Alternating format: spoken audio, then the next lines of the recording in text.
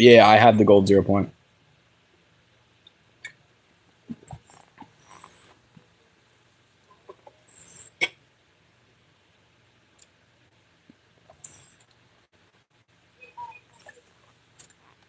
Wait, is it like a small YouTuber?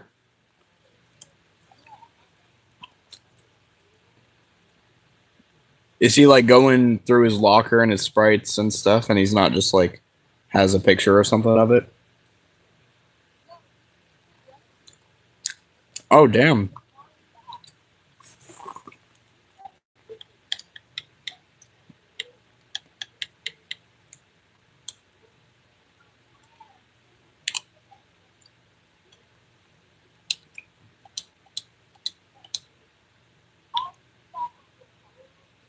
He just got it? Like he just pulled it from like a chest or something? Oh. Tell him I gummy water, gummy earth, gummy fire, or gummy duck. Those are all my gummies.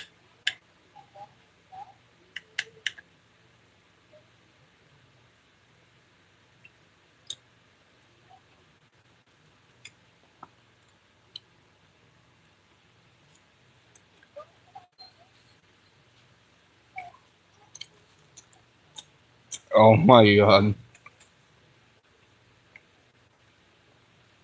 What a weirdo. Wow.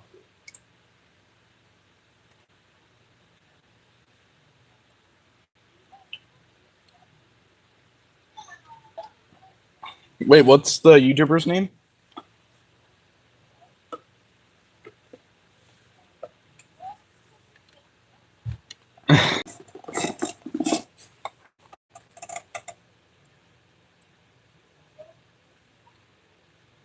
I'll try to tell him too. Because I also have a gold king sprite.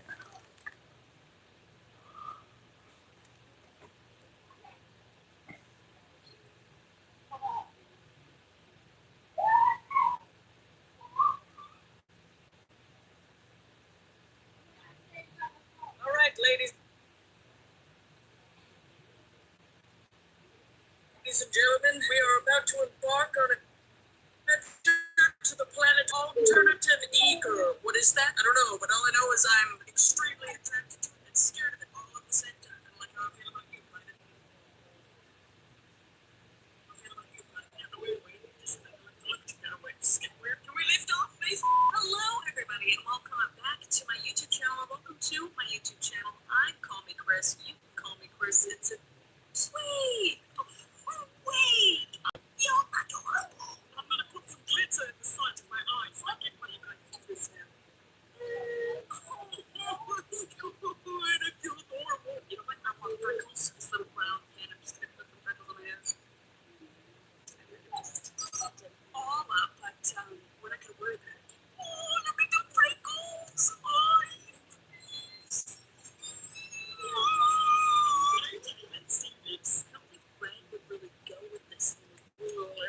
So we're just gonna do pink, and they always have like that like oval kind of shape on there. So I'm gonna get rid of my Cupid's bow. We don't know her. She wasn't here. She doesn't go here. Don't sit with her at lunch. Okay? No, we're gonna overline these bitches. So it's suspicious. Wait, what? Oh, I really did the lining about. Wow. She's just accepting random friend requests? Just give her mine. 4 years. And let's see if she actually joins. This is typical game of one of the biggest Fortnite creators in the world. And after waiting 2,300 days, he finally got an icon. He's finally happening! But today he faces his biggest. Yeah. Yeah, bro. I got you.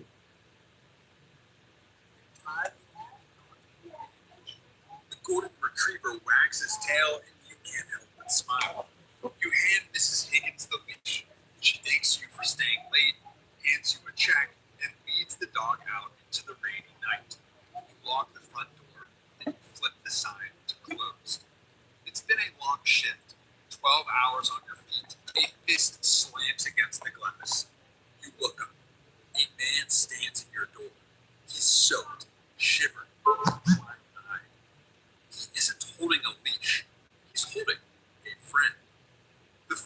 is slumped over his shoulder, one arm dangling limp, the other pressing a red towel against his stomach. The towel is soaked through. You can see it dripping onto the sidewalk, mixing with the rain. You wave them away. To the hospital down the street. It's only Okay. 4 blocks away. They have real doctors there. Cool. You're just a veterinarian. They have real equipment and real medicine. The man shakes his head. He pulls a pistol from his jacket and he taps it against the glass. You unlock the door. They stumble inside, and suddenly your quiet clinic is in chaos.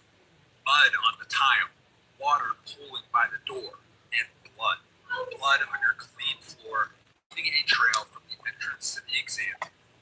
The gunman kicks the door shut while you help hoist the injured man onto the table. It's a bullet wound.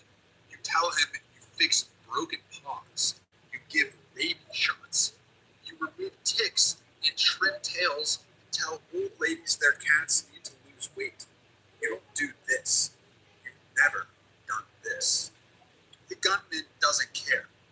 Fix him. That's all he says.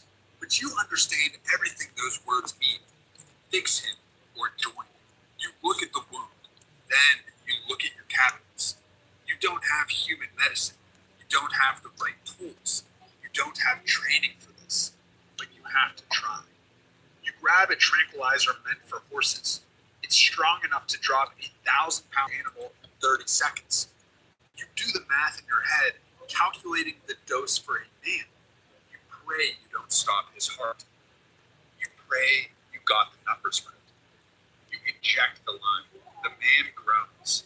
His eyes roll back. His body goes slack against the table. He's under. You have maybe 20 minutes before he starts to wake up. You work fast. You clean the wound. You bind the damage, and you stitch him up with heavy blue nylon, the same you use on Great Danes and German Shepherds. It will leave a jagged scar, but he's alive. The gunman watches the whole time. He doesn't speak. He doesn't move. He just watches. When you tie the final knot, he steps forward. He reaches into his jacket and pulls out a thick envelope, then tosses it onto the patient's chest. Keep your mouth shut, he says. Buy yourself something nice. What? He carries the man Can I out go the to the back. bathroom? Keegan's going in Don't this help one. I need to Just go in the stand bathroom. there, hand Should I shaking, go? watching them disappear into the alley behind your clinic. The door swings shut. You're alone. You pick up the envelope. You open it. You count the bills inside. $5,000 Evan, cash. here. You don't know what to do. They're in the bathroom. Welcome. Yeah, nice. Part of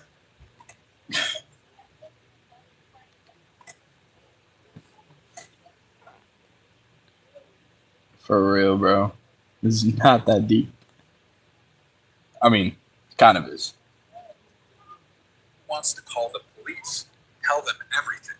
Show them the blood on your floor and the money in your hands and let them handle it from here. But the clinic hasn't been doing well lately. The bills are piling up.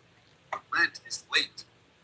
You're trying to save for your daughter's college fund, and every month you fall a little further behind. And these guys don't look like they forget a face.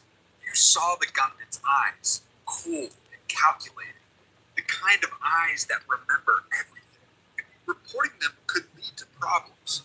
The kind of problems that don't get solved by calling 911.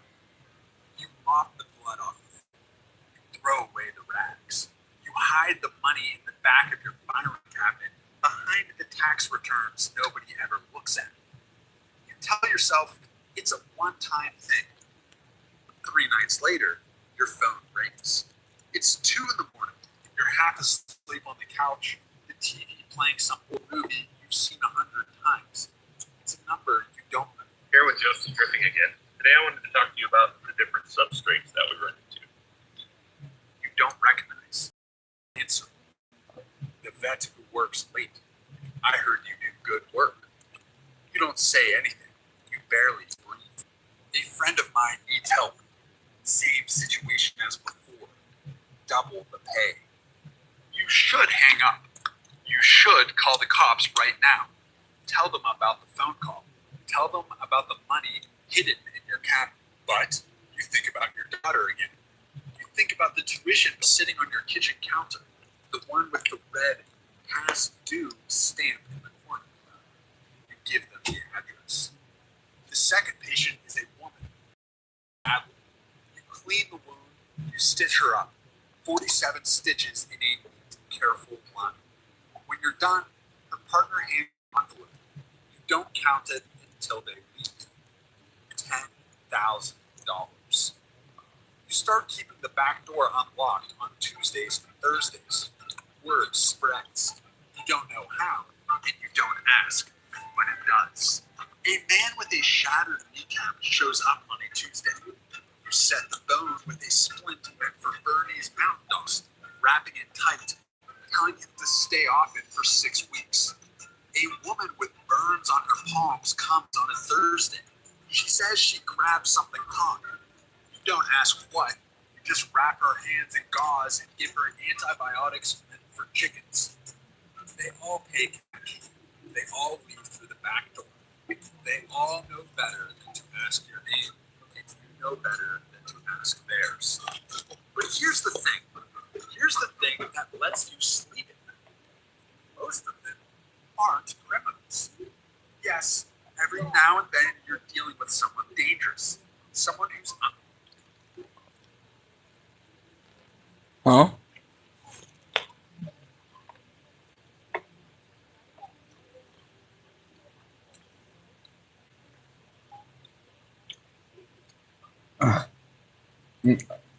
Freaking add him. Hey man, I got the money. Thanks, bro. Dips. eyes are too cool, whose hands are too steady, whose wounds tell stories you don't want to hear. But mostly you're helping people who just can't afford a hospital. A construction worker who fell off a ladder and doesn't have insurance. A mother who burned herself cooking dinner and can't miss work for a doctor's visit. Regular people with regular problems and no way to pay for regular solutions. You're doing good work. At least that's what you tell yourself. You buy new equipment for the clinic, sharper tools, stronger lights. You tell your ex-wife the clinic is finally turning a corner. She doesn't ask questions. She just nods and says she's happy for you. You put a deposit down on your daughter's first semester. 3 months pass. You've made more money than the last 2 years combined. The filing cabinet is stuffed with envelopes now. You have to start a second hiding spot behind the water heater. You start to feel good at this. Not proud exactly, but capable. Needed. Like you finally found the thing you were meant to do. That's the first mistake. It's a Thursday. You finish with a patient around 2 a.m. Dislocated shoulder. Easy job. Pop it back in, wrap it tight, hand them the painkillers, and collect the cash. You walk them to the back door. You watch them disappear into the night. You walk up behind them. Are you joining the their party? You head out to the back door. Oh my god, oh my god, oh my god.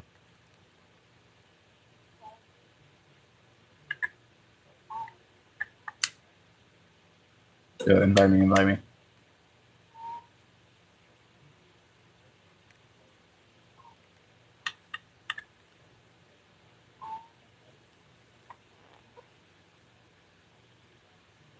Where your car is parked. You notice the black van too late. It's parked in the corner of the lot. The side doors slide open. 2 men step out. Big, silent, moving with the kind of purpose that tells you they've done this before. One of them puts a bag over your head. Everything goes dark. They shove you into the van. After a short drive, they pull you out. You hear a door open. It smells like a real hospital. They walk you down a hallway. They push you forward and you stumble into a chair. Someone cuts the zip ties. hands are free, but you don't move. The bag comes off. You're in a room with glass walls. Beyond the glass, you see medical equipment that looks more expensive than your entire clinic. An operating table in the center with a body on it. A man in a suit stands in front of you. You're the vet, he says. He turns and points. That man needs help. You look at the person on the table. You recognize him. Everyone in this city would. He's the man who owns the ports. He's the man who owns the police.